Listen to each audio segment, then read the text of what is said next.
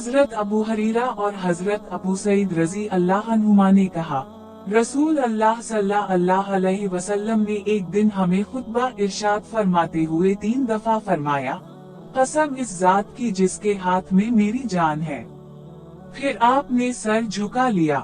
हम में से हर शख्स भी सर झुकाकर रोने लगा।